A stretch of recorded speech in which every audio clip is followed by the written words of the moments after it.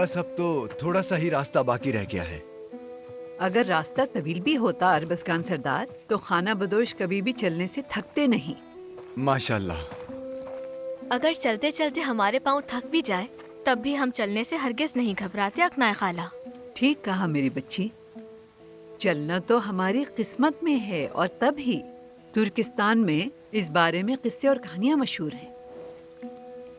تو پھر کچھ سنائے نا۔ ہاں، ایک زمانے میں ہمارے آباء و اجداد کی سرزمین میں ایک پہاڑ تھا جس کا نام مقدس تھا۔ دشمن بھی اس بات سے واقف تھا۔ وہ اس پہاڑ کو ترکوں سے چھیننے کا بہانہ تلاش کر رہے تھے، اور دیکھتے ہی دیکھتے وقت گزرتا گیا۔ جانتے ہو ایک ایغور خان نے کیا کیا؟ اس وقت ایک چینی خاتون سے شادی کر لی۔ وہ ترکوں سے کسی بھی طرح اس پہاڑ کو ترکوں سے چھیننے کا بہانہ تلاش کر رہے تھے۔ ایک دن وہ خان کی خدمت میں حاضر ہوئے۔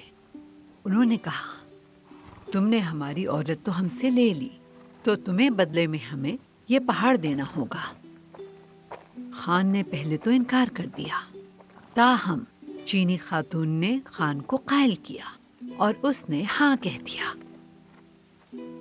بہت شاطر تھی وہ چینی خاتون۔ خیر، چینی لوگ بہت خوش تھے۔ خوش تو وہ سب بھی تھے، لیکن اس پہاڑ کو چھیننا آسان نہیں تھا۔ انہوں نے اسے پگھلا دیا اور جلا دیا۔ اس پہاڑ پر بہت ظلم کیا انہوں نے۔ وہ اس کے ٹکڑے ٹکڑے کر کے اپنے ساتھ لے گئے۔ اس کے ساتھ جو کچھ ہوا وہ قابل سماعت ہے۔ بھیڑیے، پرندے، پہاڑ، پتھر، سب کے سب دھاڑے مار مار کر رونے لگے۔ تھوڑی دیر بعد خان نے زہر کا شربت پیا اور مر گیا۔ ریاست زبوں حالی کا شکار تھی، لوگ دکھی تھے۔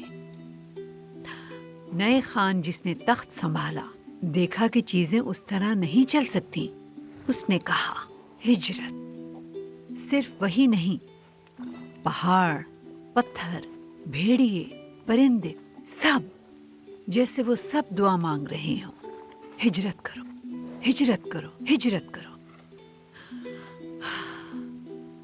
اور ایغوروں نے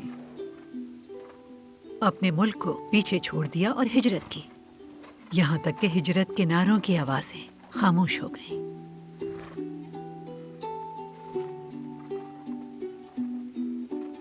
ان کی کہانیاں سننے والوں نے ایسی داستان لکھی جو آج تک یاد کی جاتی ہے۔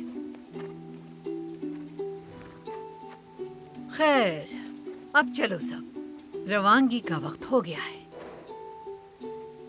چلو ہم جا رہے ہیں۔